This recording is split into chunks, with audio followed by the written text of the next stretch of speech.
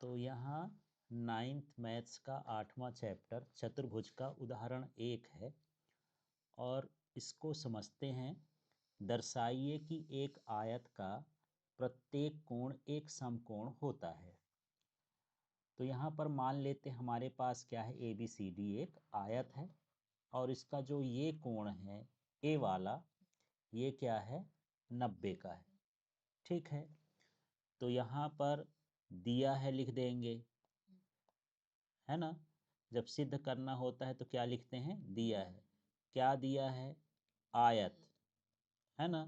और आयत का नाम क्या है, ए बी सी डी में कोण ए बराबर क्या मान लिए हैं, 90 डिग्री। एक कोण जो है 90 का होता है, आमने सामने की भुजा समांतर होती है।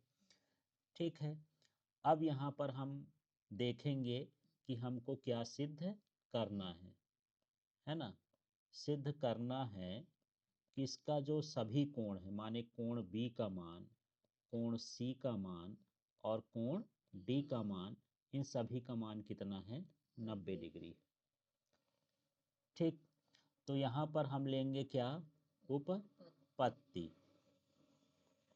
या प्रमाण भी लिख सकते हैं।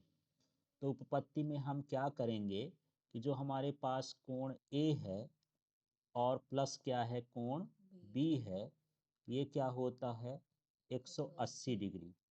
क्यों हो गया, क्योंकि जो ए बी है वो क्या है, समांतर है, किसके है, सी डी के समांतर है। और जब समांतर होता है तो इसके जो एकांतर अंतः कोणों का योग होता है वो कितना होता है, 180। तो इसको क्या बोलेंगे, एकांतर अंतः कोणों का योग। इस नियम से ये हो गया। अब यहाँ से देखेंगे तो कोण ए का मान कितना है, 90।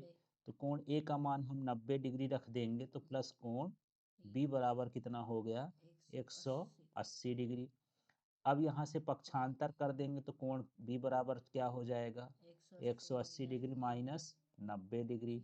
तो कोण बी का मान कितना हो गया, 90 डिग्री।